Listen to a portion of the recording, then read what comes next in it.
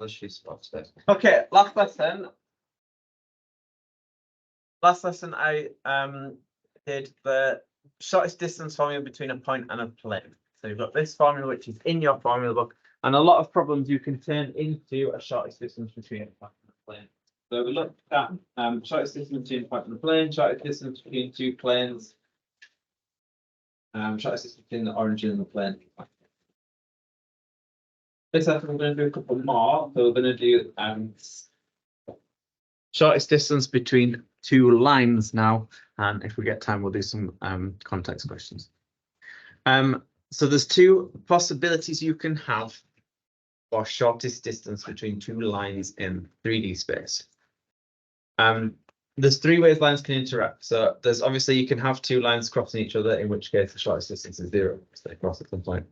You can have two parallel lines, in which case they're always the same distance apart, the same perpendicular distance, or you can have two skew lines which will have some shortest distance between them when kind of the vector between them is perpendicular to both of them. Okay, there are different methods for the shortest distance between two skew lines and the shortest distance between two parallel lines that you need to be aware of. Really though, the shortest distance between two skew lines you can do as a shortest distance between a point and a plane. And the shortest distance between two parallel lines you can do as the shortest distance between a point and a line, both of which you have done before. So they're just using methods that we've already done. Okay. So let's have a look at the shortest distance between two skew lines here. So here's the diagram. So this B is kind of coming out from the board here and A is kind of going across there. And there is some shortest distance between them. We'll call that A and B. Okay. There are ways to do this without doing it in a plane. So if you ever look in the textbook, it'll do it by doing like dot products with each of the lines and stuff. And you'll have lambdas and mu's in it and all that kind of stuff. We're going to do it by doing the shortest distance between a point and a plane. Okay, so what I'm going to do is I'm going to find a vector that is perpendicular to both of these lines. Okay, which will be the direction of this vector A and B. So we'll do that first. Okay, so we've got our equations of the lines here. We want them both in this vector form. So if I need to convert L2 first into vector form. So I'm going to set these equal to lambda and rearrange to make x a subject. So if I times it by 2 and minus the 1 across, I get x is minus 1 plus 2 lambda. I've got y minus 3 over minus 1 equals lambda. So I get y equals 3 minus lambda. And I've got z equals minus 1 equals lambda. So I get z equals minus 1 minus lambda. And then my equation of my straight line L2 is r equals minus 1, 3 minus 1. I don't want to use lambda, actually, I'm going to use mu. Right. 2 minus 1 minus 1. Because we've already used lambda in there, so I want to use it differently.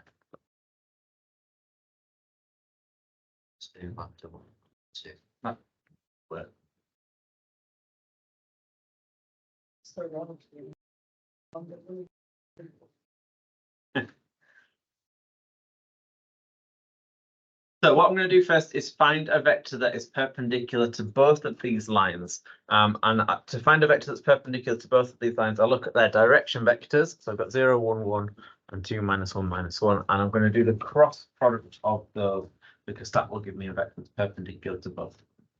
Okay. So cross product 0, 1, 1, crossed with 2, minus 1, minus 1. Remember, the formula for the cross product is on your formula sheet. Use your vector product formula to work out the cross product of this. So I've got A2, B3. That's 1 times minus 1 minus A3, B2. So that's another 1 times minus 1. Then stick those in. So A3, B1. So that's 1 times 2 minus A1, B3. So 0 times minus 1. And then A1, B2, so 0 times minus 1, minus A2, B1, that's 1 times 2. Work those out, so we get 0, 2, and minus 2. Okay, so just use the formula. That's not what you've got.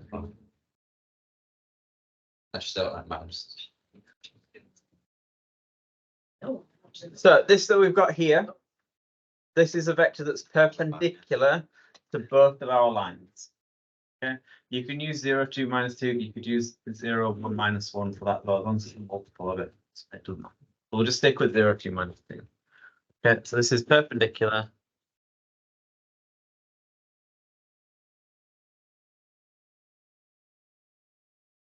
To both lines. That's the first thing that we're going to do. Okay, so that's like the direction of this vector A of B on this diagram here. What I'm then going to do is I'm going to find the equation of the plane that's perpendicular to this vector and that contains one of these lines. So I'm going to do it containing L2. Okay, so I'm going to do this plane here. I've got the normal vector to that plane because that's the perpendicular that we've just worked out. And I need a point that's on the plane, which I can just get from my equation for L2. I'm going to use this point here that it goes through, minus 1, 3, minus. Do not use L1, that's better. You can use L1. Yeah, that's better. I've said L2. It's okay, okay.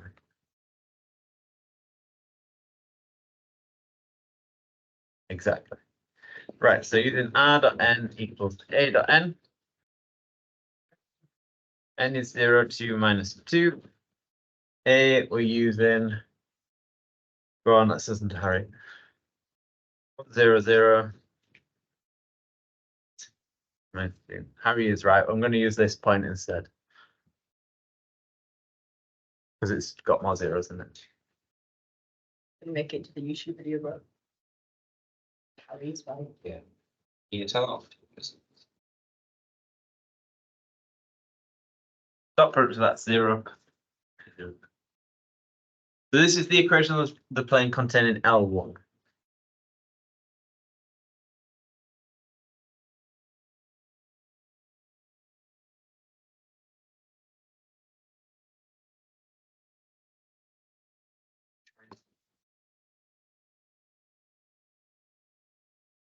L1. So this is the plane we're doing now. So we're doing the plane containing L1. I need to find the shortest distance now between this plane with L1 in and the line L2. I can pick any point on L2 to find the shortest distance between, because L2 is now parallel to this plane because it's perpendicular to the normal vector. So the point that I'm going to find the shortest distance between is this one here. Okay. The point that's on L2. This point on L2. So I'm finding the shortest distance now between a point on L2, which is minus 1, 3, minus 1, and the plane that I've just found the equation of, which is this. Okay. So now this is the shortest distance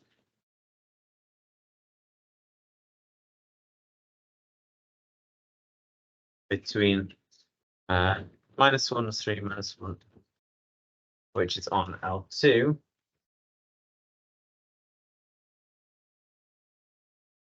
And the plane. Using the formula for this, so our normal vector is 0, 2, minus 2. Our point is minus 1, 3, minus 1. So let's stick up all that in. N1 is 0, alpha is minus 1, N2 is 2, beta is 3, N3 is minus 2, gamma is minus 1. D is 0 in this case, so we don't have to take anything across. Follow the root of 0 squared plus 2 squared plus 2 squared. And then work that out in your calculator.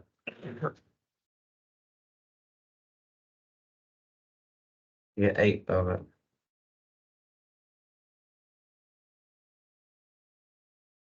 You get 2 root 2. This time we're looking for the shortest distance between the parallel lines. So there are loads of points on here that you could find the shortest distance between. Because all the way along here, as long as it's perpendicular, these are all. Go, something's outside. They're all perpendicular to each other. Okay. So what we can do is we can choose a point on either of these lines let's choose a point on L2, 'cause it's got 0 in it. So we'll choose the 2, 0, 1. And now we're finding the shortest distance between this point and this line, which was in the first vector path. Okay. It Yeah, wasn't. I remember it. It was in the first vector. I promise. It's a long time ago, but it wasn't the first vector. Shortest distance between a point and a line. No. This is good. This is good revision. Is it? Yeah. Okay. Yeah, I'm ready. Lines, but maybe I'll get it. Anyway. Not bring up old scars. So I'm going to call this point on L1 X. Remember, this is the foot of the perpendicular. The dog goes. Okay. Coming back to you. No. What? Why are we talking about feet? We're talking about feet. So this is the foot of the perpendicular. You didn't have a problem with it last time we did it. You just say it all the time. We're all too tired now. Yeah, I think that's it. We had to- Right, guys. Thank you. Let me finish this before the end of the lesson.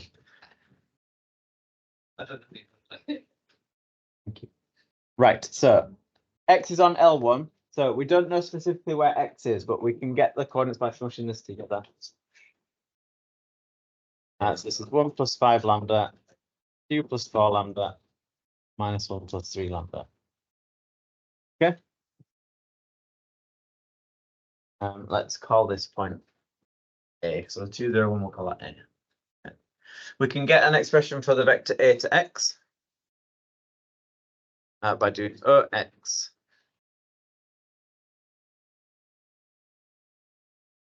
minus OA, 1.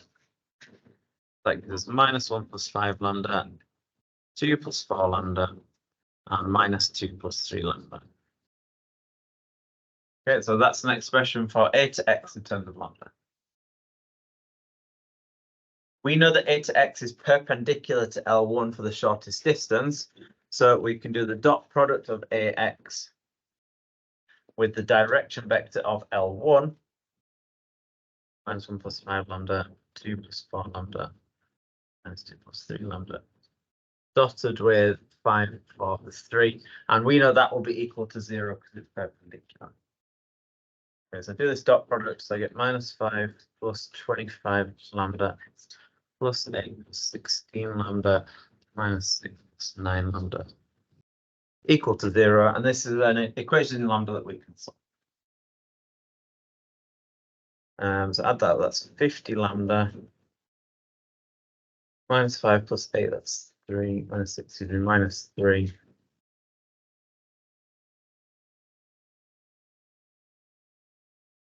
Not very nice lambda, but I get lambda is 3 over 50. I then stick that into my expression for AX and find the length of that vector for your shortest distance. So AX is this one, and yeah, so AX is minus 1 plus 5 times 3 over 50. 2 plus 4 times 3 over 50. Minus 2 plus 3 times 3 over 50.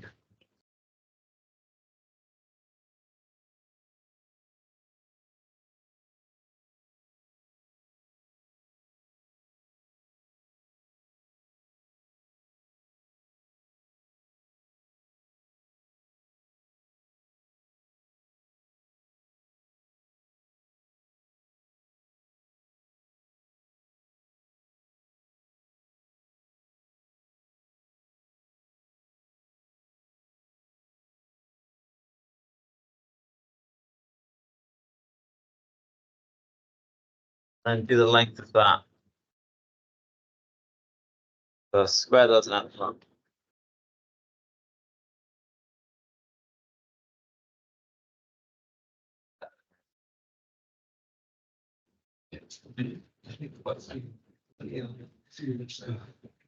The gist is there are two methods of finding the shortest distance that you need to be able to do. So finding the shortest distance between a point and a plane, finding the shortest distance between a point and a line. Everything can be turned into one of those. Obviously, you need to know how to turn them into one of those.